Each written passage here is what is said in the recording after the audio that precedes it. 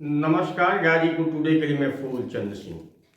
उत्तराखंड की एक बेटी किरण नेगी वर्ष 2012 में नौकरी करने के लिए दिल्ली आती है और हरियाणा के एक प्राइवेट कंपनी में उसकी जॉब लग जाती है।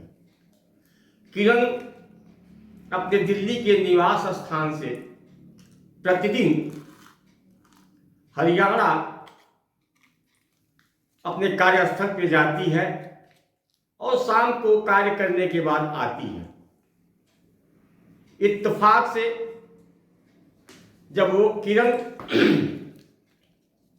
अपने कार्यस्थल से वापस अपने परिवार में आ रही थी तो अचानक 3 दरिंदों की नजर राहुल, रवि, विनोद की उस पर पड़ती है और दरिंदे उस बच्ची का अपहरण कर लेते हैं।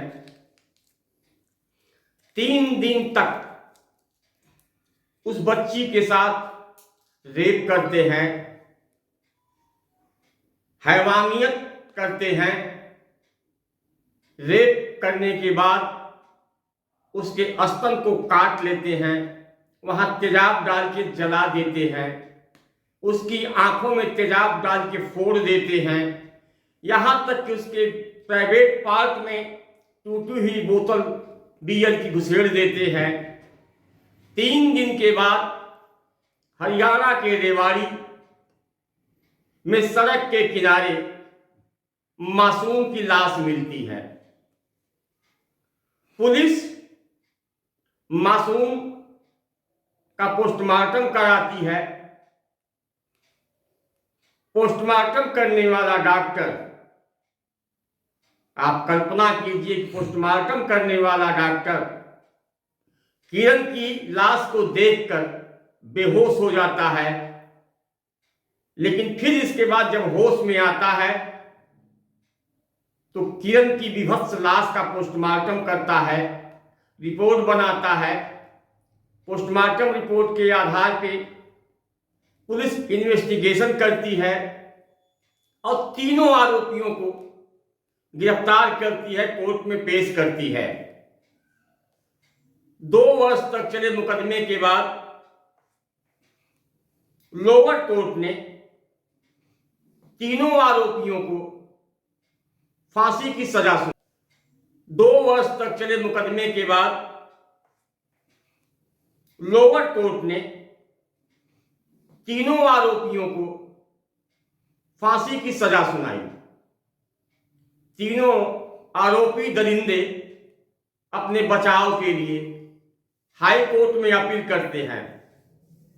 माननीय हाई कोर्ट लोअर कोर्ट के फैसले को बरकरार रखती है और तीनों को फांसी की सजा बरकरार रखती है। इसके बाद तीनों दरिंदे अपने बचाव के लिए माननीय सुप्रीम कोर्ट में अपील करते हैं। माननीय सुप्रीम कोर्ट न जाने किन तथ्यों के आधार पे, प्रमाण के आधार पे तीनों आरोपियों को बाइज्जत बरी करने का आदेश देती है। माननीय उच्चतम न्यायालय के इस फैसले के बाद सामाजिक कार्यकर्ताओं, मानवाधिकार कार्यकर्ताओं, अन्य सामाजिक कार्यकर्ताओं में उबाल आता है और माननीय उच्चतम न्यायालय के फैसले के खिलाफ सड़क पे उतर जाते हैं। माननीय उच्चतम न्यायालय के फैसले के बाद लगातार 10 वर्षों तक अपनी मृत बेटी के इंसाफ के लिए संघर्ष कर रहा परिवार टूट जाता है। माननीय उच्चतम न्यायालय के फैसले के बाद माननीय मुख्यमंत्री पुष्कर सिंह धामी ने केंद्रीय गृह मंत्री से वार्ता की। सुप्रीम कोर्ट में पीड़िता के पक्ष से पैरवी करने वाले अधिवक्ता से वार्ता की और एक बार पुनः सुप्रीम कोर्ट में रिव्यू पिटीशन यानी पुनर्विचार याचिका दाखिल करने की तैयारी चल रही है।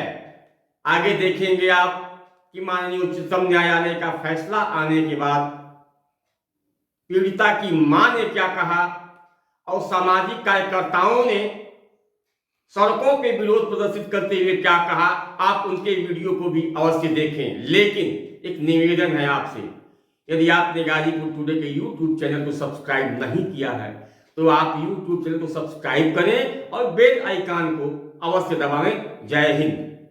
फैसला 11 साल बाद ही फैसला आया।